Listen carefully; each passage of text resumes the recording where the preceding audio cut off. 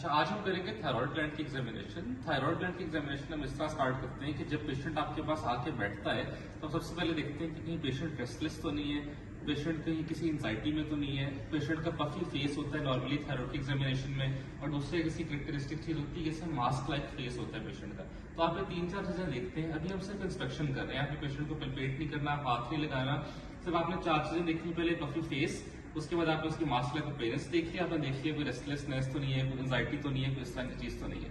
Next चीज फिर आपने ये करनी है कि आप पेशेंट के लेवल के ऊपर आके उसकी नेक को सामने से एग्जामिन करते हैं कि कहीं कुछ स्वेलिंग वगैरह आपको नजर तो नहीं आ रही, विजिबल तो नहीं है, कुछ स्कार्स तो नहीं है। फिर इसी तरह आप साइड पे आके पेशेंट के लेवल पे आके नेक को देखते हैं कि कहीं स्कार्स, कोई पल्सेशंस, कोई वेन्स बहुत ज्यादा बल्ज आउट की हुई। ये 3-4 चीज आपने इस तरह पेशेंट में देखनी होती है। उसके बाद नेक्स्ट चीज आपने ये करनी होती है, आप पेशेंट से कहते हैं कि अपना हाथ दोनों इस तरह सीधे करके रखिए ताकि आप ट्रेमर्स चेक फील करें, और फिंगर्स आप उसकी फैन आउट करा देते हैं इस तरह से। फिर आप उसके हाथ के ऊपर इस तरह से पेपर रखते हैं और देखते हैं कि कहीं उसको कोई ट्रेमर्स है या नहीं है। फिर इसमें लास्ट चीज आपने ये करनी होती है कि आप बस हाथ ठीक कर लें। लास्ट चीज ये है कि आप पेशेंट से कहते हैं कि पानी के घूंट पिए, और उसमें आप देखते हैं कि जो थायराइड ग्लैंड अगर स्वेल हुआ हो, तो जब वो स्वेलो करता है तो थायराइड की स्वेलिंग भी साथ ऊपर की तरफ मूव होती है। ये इसमें एक और चीज देख लेते हैं पानी पिलाने के बाद कि हम इस तरह पेशेंट के बैक पे आते हैं और हम एक्सोथैलेमस चेक करते हैं। एक्सोथैलेमस क्या होता है कि थायराइड ग्लैंड में नॉर्मली जो गर्टर है तो आपकी आईज प्रोट्रूड आउट की भी होती है। तो अब इस तरह पेशेंट का हेड थोड़ा सा पीछे करवा के देखते हैं कि कहीं आपकी आई वॉज प्रोट्रूड तो नहीं की हुई, अगर की भी हो तो आपके पास एक्सोथैलेमस होता है।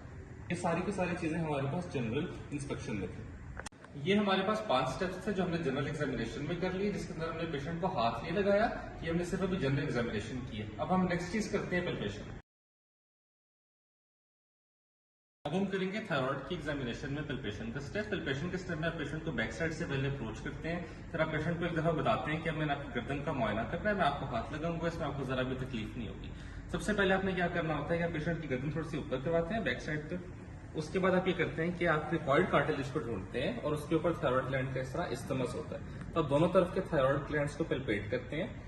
दोनों तरफ थायराइड ग्लैंड्स में देखते हैं कि आपके पास कहीं पे कुछ स्वेलिंग तो नहीं हुई हुई है। फिर आपने काफी सारी इसके कैरेक्टरिस्टिक फीचर्स देखने होते हैं कि अगर आपके पास स्वेलिंग है तो स्वेलिंग में आपके पास उसका साइज क्या है, आपके पास उसकी शेप क्या है, आपके पास सिमेट्री क्या है, आपके पास उसका वो क्या है, कुछ स्कार मार्क्स वगैरह तो नहीं है।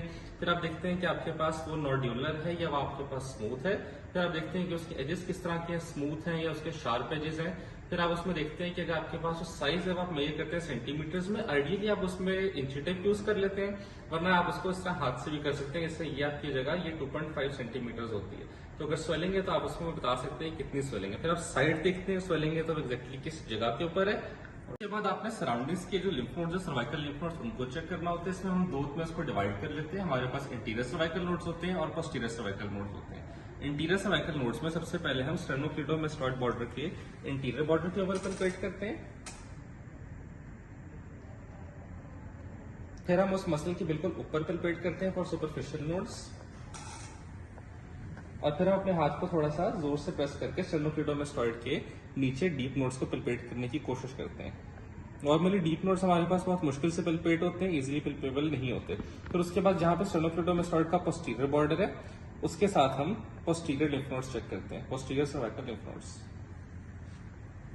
उसके बाद चेक करना होती है हमने 4 चीजें। एक हमारे पास होता है टेम्परेचर, दूसरा टेंडरनेस। टेंडरनेस के बाद हम देखते हैं ट्रांस इल्यूमिनेशन, यानी हम पेन टॉर्च से लाइट डाल के देखते हैं जहां पे स्वेलिंग हो कि वो आपके पास सॉलिड स्वेलिंग है या वो आपके पास फ्लूइड फिल्ड स्वेलिंग है, उसमें हम डिफरेंशिएट कर सकते हैं। और फिर लास्ट चीज हम देखते हैं ट्रैकियल डेविएशन। अभी सबसे पहले हम इस पर टेम्परेचर और टेंडरनेस चेक कर लेते हैं इसका बैक ऑफ द हैंड से कि अगर आपके पास टेम्परेचर या टेंडरनेस क्या है। फिर आप इस तरह पेशेंट की साइड पे आते हैं और आप पेन टॉर्च से स्वेलिंग वाली जगह पे लाइट डाल के देखते हैं कि आपके पास लाइट पास कर रही है या नहीं कर रही। इससे आप डिफरेंशिएट कर सकते हैं between solid swelling and the swelling जिसके अंदर फ्लूइड हो। उसके बाद आपने पेशेंट के सामने आना होता है और आपने ट्रैकियल डेविएशन देखनी है। आप इस तरह 3 फिंगर से यहाँ पे हाथ रखते हैं ट्रैकिया वाली जगह के ऊपर, और आप देखते हैं आपके पास दोनों साइड्स के ऊपर इक्वल डिस्टेंस है या नहीं। ये कभी कभी स्वेलिंग की वजह से आपके पास ट्रैकिया डिविएट किया हुआ होता है। इसके लास्ट स्टेप में हमने करनी होती है ऑस्कल्टेशन। ऑस्कल्टेशन के लिए आप सबसे पहले अपने स्टेथोस्कोप चेक करते हैं कि उसकी कौन सी साइड वर्किंग है।